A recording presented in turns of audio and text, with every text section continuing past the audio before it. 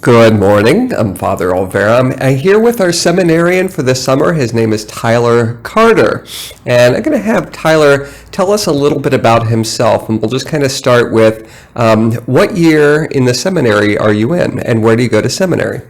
It's a good question. So I go to the Pontifical College Josephinum, and I'll be going into my third year of theology studies this coming year. So at the end of this year, God willing, my classmates and I will be ordained deacons.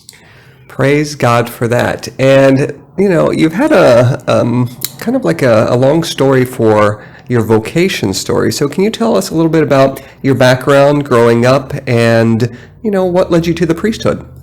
Sure. So I grew up like everybody else pretty much, but since I was probably 3 or 4 years old, wanted to be a priest.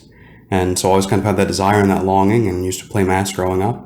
Would make little circles of bread into hosts, a little bit of grape juice at Grandma's house, and we'd have Mass that way.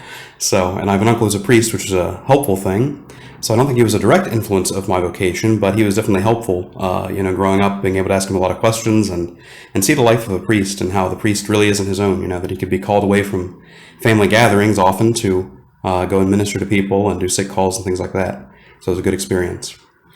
Well, it sounds like it is in your blood, and I had the fortunate pleasure of working with your uncle, Tim Hayes, at St. Timothy's one of my years as a deacon. So I was very fortunate to be with him, and it's just kind of nice to know that both of you will be in the same family of, blood relatives and also priest. How neat is that? And we'll be joined with you as a brother priest one day. So as far as kind of like your assignments are concerned, can you tell us a little bit about some of your assignments that you've had?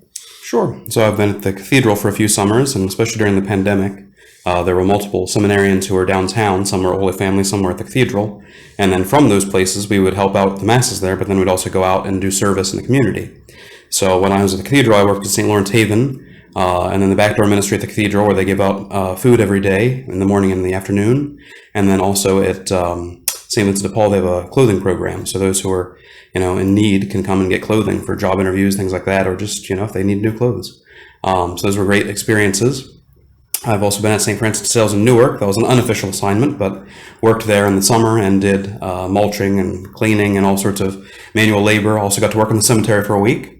So got to do the corporal work of mercy of burying the dead, which is pretty cool, and something that I don't think any other seminarian can say that I know of. And then I've also been at St. Matthew in Gehenna for pastoral year. So I just came from pastoral year this year, and now here at Mount Vernon.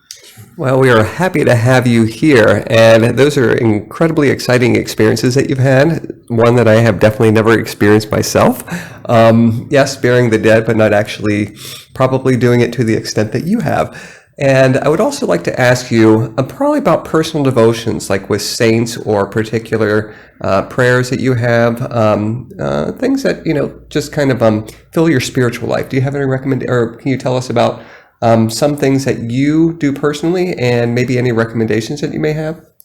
Sure. Well, I'd say the first thing is, the daily holy hour, which is a great way to start your day. If you can do it in the morning, otherwise, to end your day even with the Lord.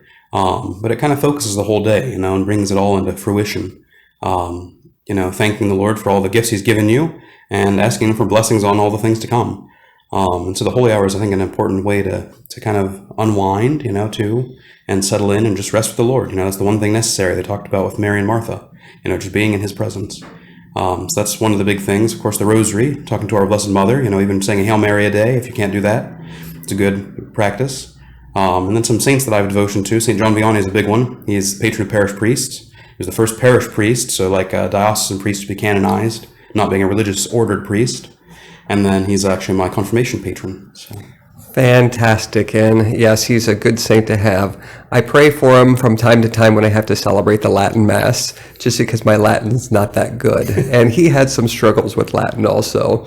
But this is fantastic that we have you in our parish. We welcome you here. And so if you see Tyler after Mass, please be sure to say hello to him, support him when you can. You'll be with us for approximately 10 weeks. Is that correct? 6 to 8. So about 6 to 8 weeks. Pastoral year took off some of that time.